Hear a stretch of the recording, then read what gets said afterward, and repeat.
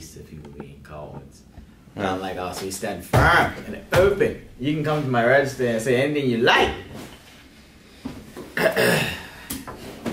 Stupid. You're stupid. Good afternoon, good evening, good night, and good morning. This is a type of news. Guten Tag. I'm Dutch Pyramid. Ich bin von Schweinbauer. That's the other guy. Hey. And Hey. we had to do a lot more work for this episode because because somebody doesn't know how to wait for someone to finish talking. decided to say we gonna do cryptocurrency, but no. Actually, this has been a lot of people have been asking us to do this. This has actually been one of our most requested. It was requested of us for quite some time now. It's just we've always felt that we didn't know enough about it to say anything. So even though certain people, Laverne, like to tell us that we don't know what we're talking about, or we're not researched, or...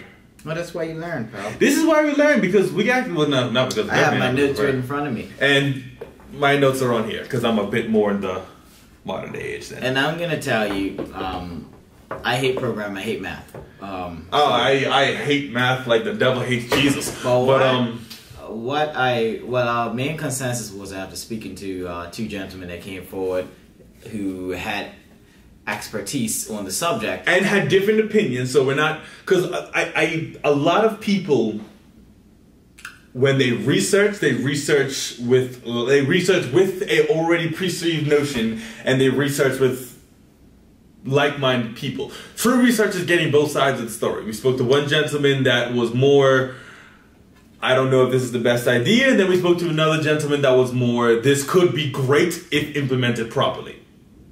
So two sides of the spectrum.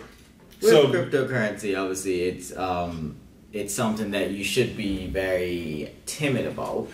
It's not something that I feel like you should go into without doing due diligence and research. But we will say that the consensus is that the PLP is, well, especially Premier Burt, is very, forward thinking for getting involved and starting to vet this industry now. I commend the Premier because he is trying, this is the first time in a while that a politician, specifically a Premier, has tried to lead the charge into modernizing Bermuda. And I feel that this has been a long time coming. I feel that Bermuda has been stuck in the 70s and the 80s for a very long time. And I'm very happy to see the Premier saying, and Minister Caines, because, both of them brought this up. I'm very happy to see that they're leading the charge on this because it needs to happen. Not specifically when it comes to cryptocurrency or Bitcoin, whatever you choose to say. It's just Bermuda needs to modernize, and too often our politicians have pandered to the people that want things to stay the way that they are. We need to modernize or we will die. I want to give a feather in the cap to the PLP for staying true to at least this campaign pledge, which is indeed to get people employed. Because I have seen the Health Minister Kim Wilson doing a fantastic job driving people into the nursing career, and now coupled with looking into this that could be a new industry for Bermuda if done correctly, shows me the initiative that you do actually want to get Bermudians employed, which to me is fantastic. That's great. And I do think that with cryptocurrency there needs to be more of a drive to educate people about it. There now, you go. Obviously, take that out, Laverne. We just said nice things about the PLP. Take that one to the bank. Well, you ruined it. It's going now. I had to. Yeah, I know. You like to ruin the... I have to just stir up the cauldron. Well, thank you so much, Oliver. We always appreciate you. I'm sorry that he's mentioned your name so much this episode, but I should but with I feel like our video is on a success if she doesn't comment. If she comes on, then he said something poignant. Well, very respected woman. Yeah, and, moving on, because this is not a is this good or bad video. This is not a, oh, we're demonizing it, oh, we're saying this is great. This is a word we're doing research so that you don't have to, so that you can understand. Because I hear a lot of people saying, oh, this is great, premium Burt's getting cryptocurrency. You didn't even know what cryptocurrency is. And then I hear a lot of people say, oh, this is terrible, we don't need this cryptocurrency, it's being used for drug dealers, and it's being used for this, and you don't even know what it is. So, this is why we're here today. Well, it could be anything. That could be anything. But, let's get started. Now, what is cryptocurrency?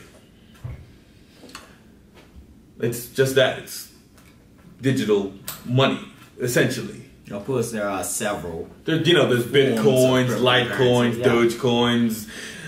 There's a bunch of them, and the thing that they all have in common is blockchain, which is, now I understand I'm not explaining this perfectly because frankly I am not the gentleman that we spoke to today. So, blockchain is essentially, if I say, listen, I want that notebook, I will pay you 1/100th of a Bitcoin for this notebook.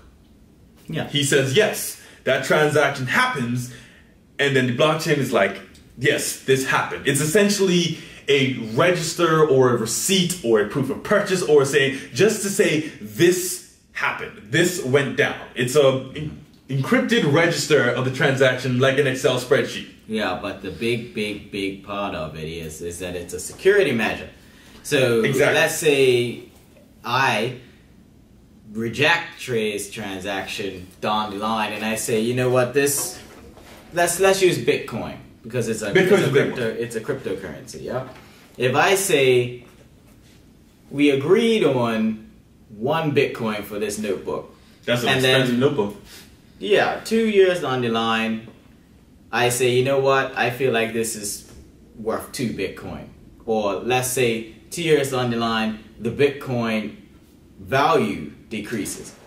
That log, that blockchain is your proof of purchase. It is your receipt, so it protects you. So if the cryptocurrency did decline in value, or the person wanted to renege on their transaction with you, that blockchain is basically uneditable. So it is uneditable. Yeah, it's locked there. So you can always say, no, this is rightfully mine. Or no, even though Bitcoin doesn't cost, let's say, $1,000 anymore, I still purchased this notebook for that 1 Bitcoin. So it's yours. So that should ease the minds of many people who are very, very timid about fraudulence. Well, the thing is, another real world example was the rapper 50 Cent randomly found out that he had $10 million in his account because a few people had bought his albums with Bitcoin years ago, and they bought them for example, let's say they spent 1 Bitcoin on his album, which back then 1 Bitcoin was like a few cents to a couple of dollars. So they spent that for his album, and because the price skyrocketed, 50 Cent, who would have made a couple $1,000, now looked in his bank account and saw an extra $10 million. Because that's how it works. Yeah. But the people that spent that can't go back to get their money because the blockchain says, listen, you bought this for this, and this is what the transaction was. Just because it's going up or down, that money belongs to 50 Cent. And it's just data being sent, back and forth. That's pretty much what it is. And then that data is basically applied to a currency or a value. And that is as simplistic as I think we can make it as far as that goes. Yeah. Now, there are some cons to Bitcoin. There are some negatives, there's pros and cons to everything. Mm-hmm. Now, yes, it can be used to buy bad things. Matter of fact, the first time I had actually heard of the term Bitcoin was from the movie Dope, where it's a relatively new movie. When did it come out? 2014, 2015? Who cares? Okay, sorry. Zoe Kravitz was in there. Well, I care. I like a little Zoe Kravitz. I care a little bit about I digress. And in the movie, it explained that to buy the drugs that the main character had to get rid of, you could purchase them through Bitcoin. because back then it was newer, it was a different type of currency, and they did a good job explaining it. Now a lot of people are like, oh well, and yes, in 2014 it was revealed that Bitcoin was being used to purchase child sex slaves and human trafficking, just like any money. But any money does that. I'm not saying that it's okay. The money's not bad. It's what the people do with it that's bad. So don't crucify the currency. Crucify the people. People are bad. People are bad. Actually, I think we should go back to doing that. That's a very fitting form of execution. People are bad? No, crucifixion. Oh, no thanks. I'm kidding. Either way. And a lot of people feel that Bitcoin and other cryptocurrencies aren't secure because, let's say, hypothetically, you steal my phone. With the Bitcoin. With the Bitcoins that are on there. Mm-hmm. I don't know that you've stolen my phone. If you steal my phone and then you transfer that Bitcoin away, it's gone. I can't get it back. And there's no legal measure. I mean, unless I knew you did. If I knew you did it, then I can be like, okay, I can take you to court. You stole my phone and you stole my stuff and everything has to go back. But there's no fraudulence in place because classic example, this happens more often than HSBC would like to admit. But a lot of times, this happened to me. Someone used my banking information to buy a bunch of stuff from Shanghai. And I'm like, I've never been to Shanghai. So fix it. And you want to know what? I got my money back because it was fraudulent. I don't know what happened to the person that did it, but like a lot, and bank mistakes can be made. Sometimes they'll transfer you money that's not supposed to go through. Sometimes they'll transfer money to a different account. If I transfer money to his account, but I type in the account number wrong and I put it into someone else's and I notify the bank, that money can go back to me and then back to him because it's regulated by the bank. Cryptocurrency isn't. Yeah, which means that you got to be extra careful. And not only that, but you know, the current government has the large task of trying to figure out how they can regulate this currency and whether it falls into, you know, straight cash or a commodity, and what exactly is, you know, the insurance for having a Bitcoin. Like, is my Bitcoin going to be insured? Like, can I get it? You know, it's a lot of regulatory things that they have to tackle that. I'm sure they already knew, and I'm pretty sure that the Premier has a plan. Yeah, so I'd like to see that plan. Yeah, a lot of us, you know, it's not really like something that the everyday Joe will be thinking about, but it is something that, you know, goes way up as far as the financial sector and the international business sector. Now, another con is not many businesses accept Bitcoin. Like, one cannot simply, wow. Very small fraction. I was about to run the Boromir meme. One does not simply walk into Mordor. Yeah. One does not simply go to Buzz and pay for a coffee with 1,000th of a Bitcoin. Yet.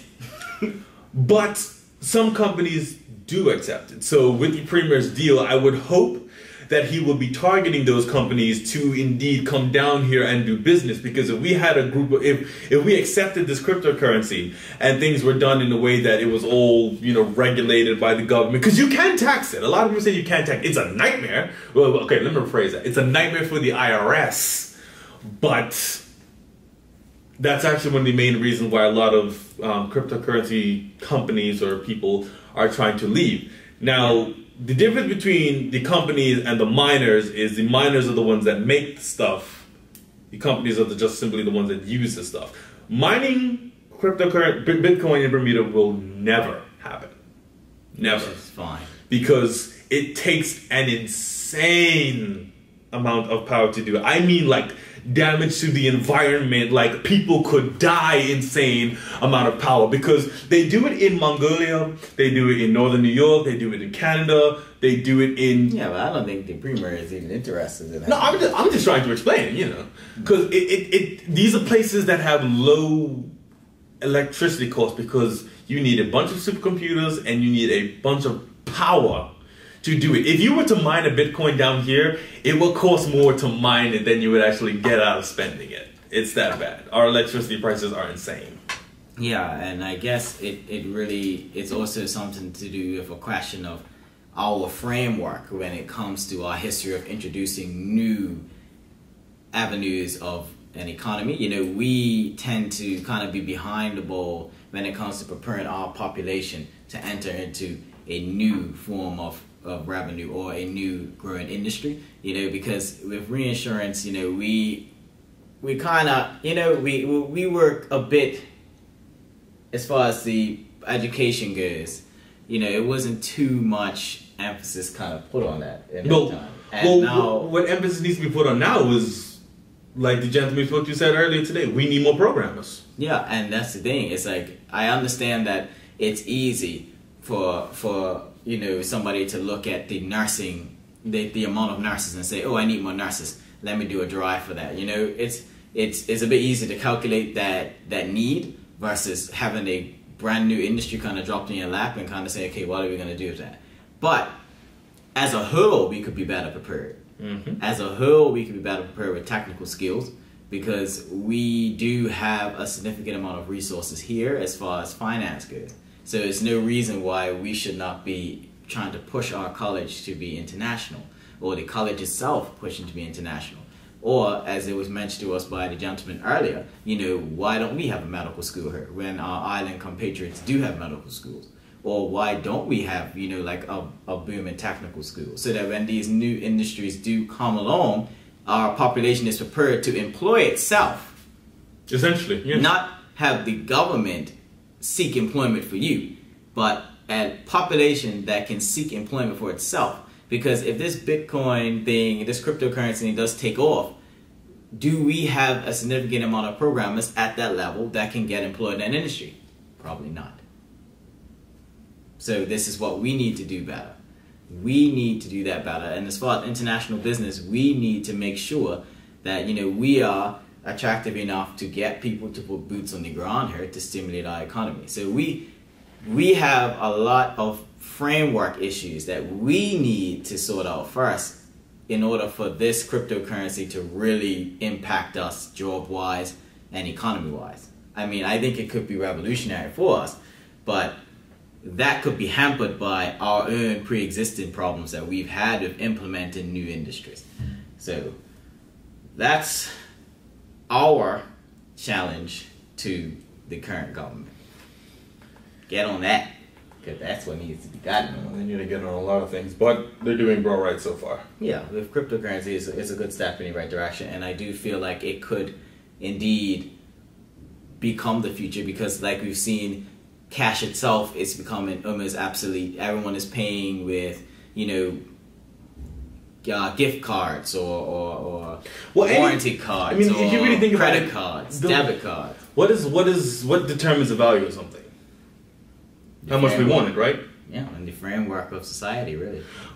That's another problem that people have with this. It's how does one determine the value of it? What's backing it? But the thing is, money hasn't really been backed by anything for a while. Not enough gold to back everything. Well, there is enough gold to back anything. It's just we don't have access to the gold that's in the ocean yet, because we haven't figured out how to underwater mine yet. But that's another topic for another day. Well, I mean, the thing about this cryptocurrency is that once it's collapsible, and once it has like kind of a set amount. That's it. That's it. So it makes it. Was it 21,000? Well, I mean, it was a lot to take in, but I will say, that it proves to be. One can say, or one can debate that it proves to be more stable, because you can't just print more Bitcoin like you can print more money. Well, that's actually that's another problem with inflation. Venezuela is dealing with that right now. I don't know if you guys have been watching the news, or, I mean, every time you turn on international news, all you see is just negativity. But surprisingly, actually, the world's getting better. It's just the bad news makes the front page, so we talk about it. Venezuela made the mistake of overinflating by a gross percentage. I think it was like 200-300%, maybe even more. To the point where they are just weighing money rather than spending it, counting it. Because Venezuela's answer to their poverty problem was printing more money. But that doesn't really solve anything. No. So that means a Venezuelan dollar today. It's like less than a penny. No. So it comes down to, with that, you have a bit of protection, regardless of the amount that it actually costs because of that blockchain.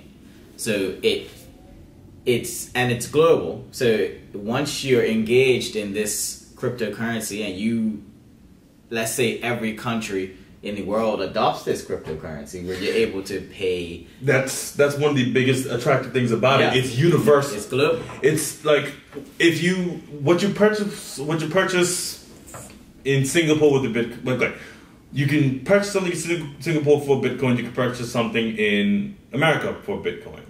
It's if it's implemented properly. Now the problem is it's a lot of people are resistant to it, but a lot of countries. What was the list of countries you gave us? It was Singapore, Hong Kong. Is Hong Kong still a country? I know it's owned by China now, but is it? I mean, let's go to the finance capital. Okay, Hong Kong, Gibraltar, Malta, Bahamas. All these are scrambling to get Bitcoin to come in, which is why I think that the premier is trying to get it in, because if we get it in and it's accepted everywhere, then it's like, hey, y'all can come and do your Bitcoin business here, because it is a nightmare for Bitcoin companies to do that in America. And if we could regulate it to the same standard at which we regulate all of our finances, we could probably have one of the best regulations for it. And we need to make it attractive for these businesses to come down here. What are we going to give them? I know that the whole pathways to status thing came up, but whatever. I don't even feel like going into that right now.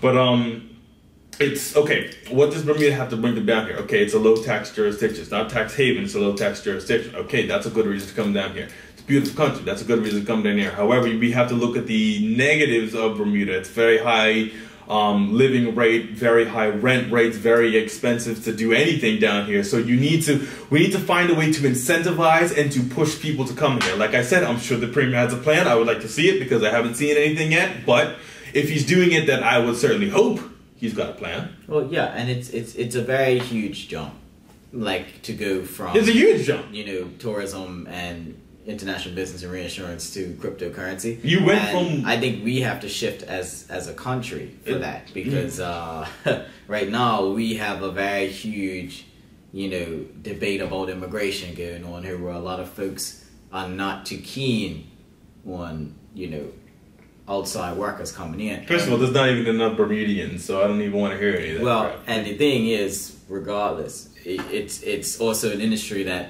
off the frontal, it will, do well for people who are in that industry. But if you're not, as a country, prepared, as far as people, education, and all of that, it's not really going to get you too many jobs or really stimulate the economy on its own. If people are not putting workers here to go and buy stuff, to go and buy groceries, then it's really not going to affect the everyday Bermudian as much as it would, build the coffers of our government. Which we need that too. We need a stabilized economy, but we also need an economy that is driving for the everyday man and is modernized. Yeah. So I don't like this. This is very surface. So please don't simply take our word as law for this. Like, please do research on this, because, like we said, we are not financial. Yeah, we crammed it, and the gentleman we spoke to, he had 6 years of research on it. So it's like, he is a master of it, and it does not happen overnight. It takes time to really dig into this huge issue. But what we are kind of doing is cryptocurrency for dummies. Essentially, but another, one of the big problems, like I touched on this earlier, was we as Bermudians, especially black Bermudians, we take each other's word for everything and just go with it. Am I wrong? You could have just said Bermudians. I had to say black Bermudians. Well, I haven't experienced it with white people. I experienced it a lot with black folks. I've experienced it with white people. Really?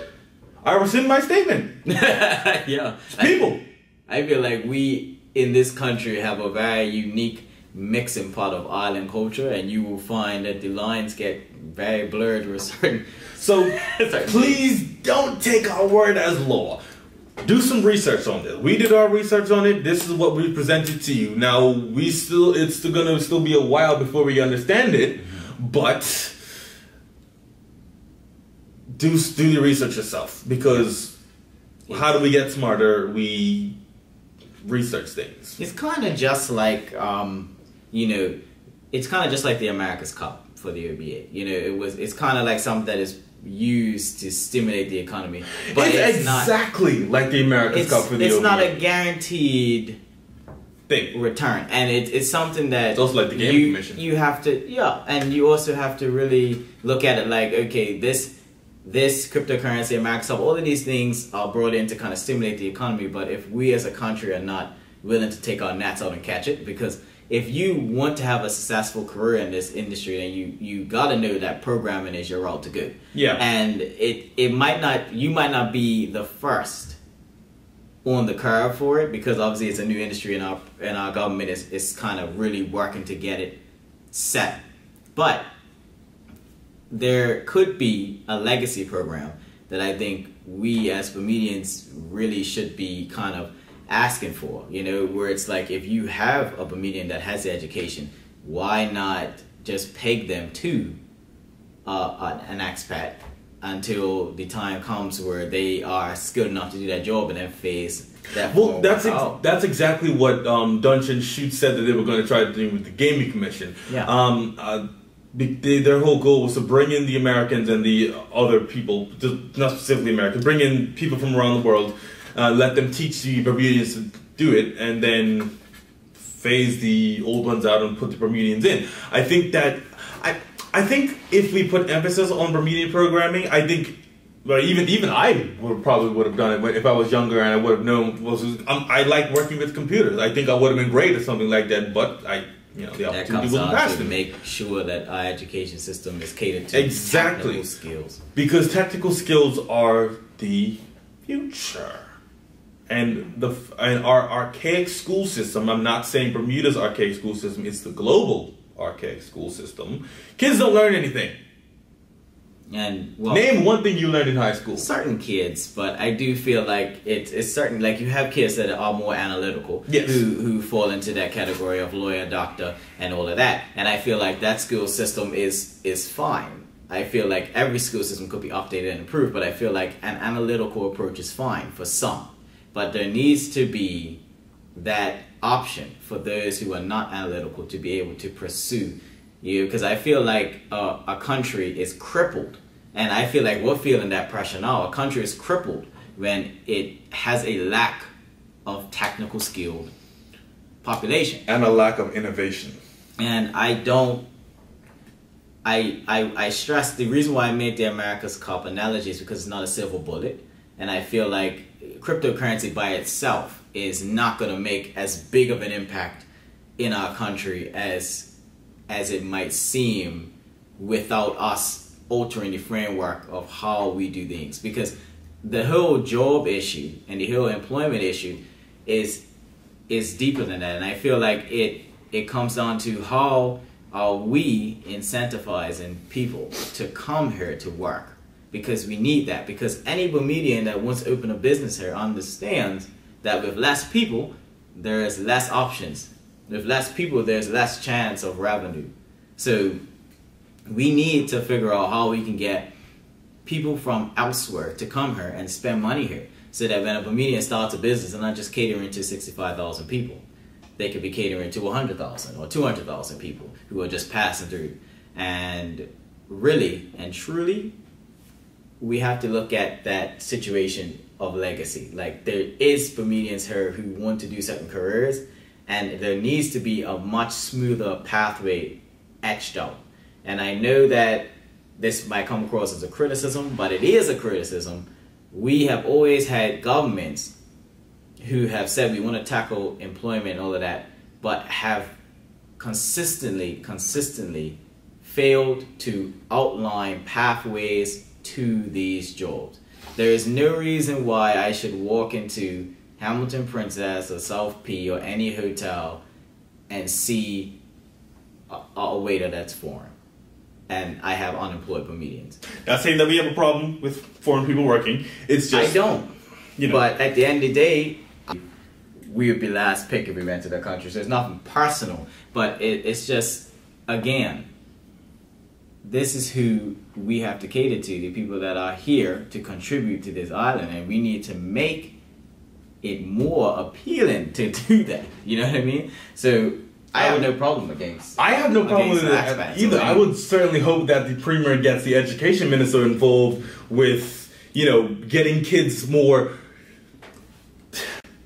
passing off programming as a more viable industry to get into. Because if these steps are being taken to accept Bitcoin on a national level, when I say Bitcoin, I mean all cryptocurrencies, whatever you want to call them, then education needs to be there. Yeah. Education on a scholastic level needs to be there, because we shouldn't have to learn about this from Googling. If we're trying to embrace this as a culture, then and time will tell whether this is good or not, because it's a gamble. Like all things are a gamble. America's Cup, gamble. Airport, gamble. Everything done. But it does have a strong chance of being the future, because we've already seen that in credit cards. And cash is. And the companies that use and operate in Bitcoin are trying to leave the United States, because so there is a mass exodus. There is a mass exodus of people from I'm sorry.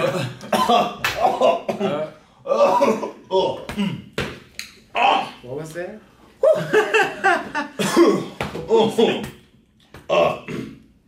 Sorry, I had my Jesus. I had my extra bowl of bullshit today. Oh my God.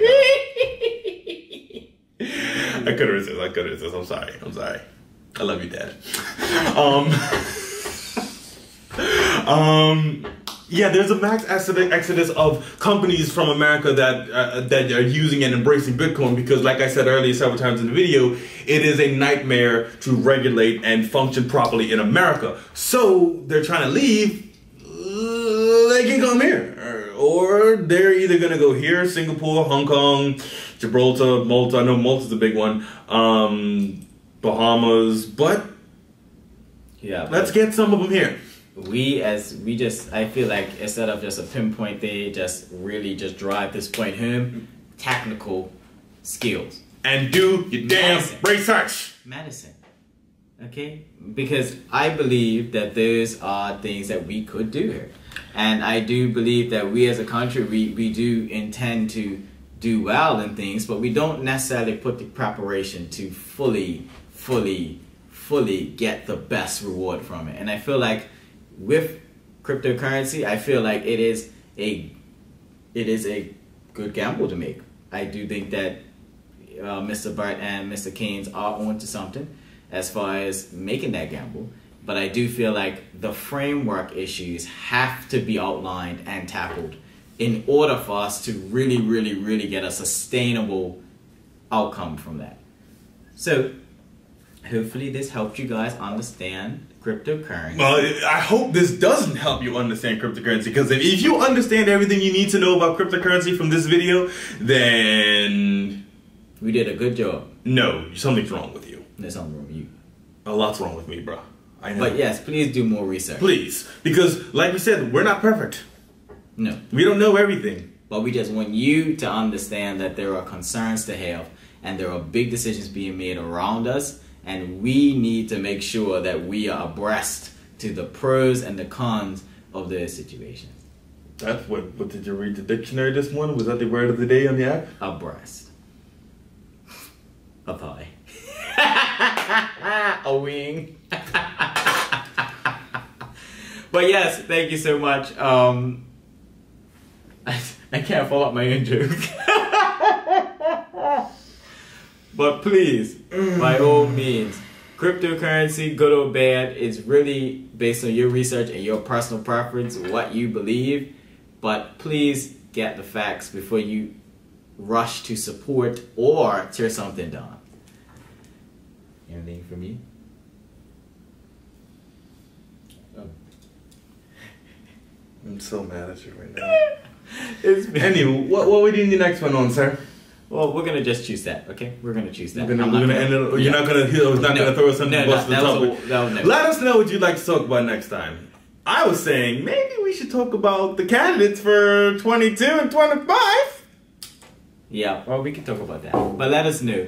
It's Vanessa Type of News. This is my fancy notepad. I'm Dr. This is my fancy iPad. See you guys later. It's got Thanos on it.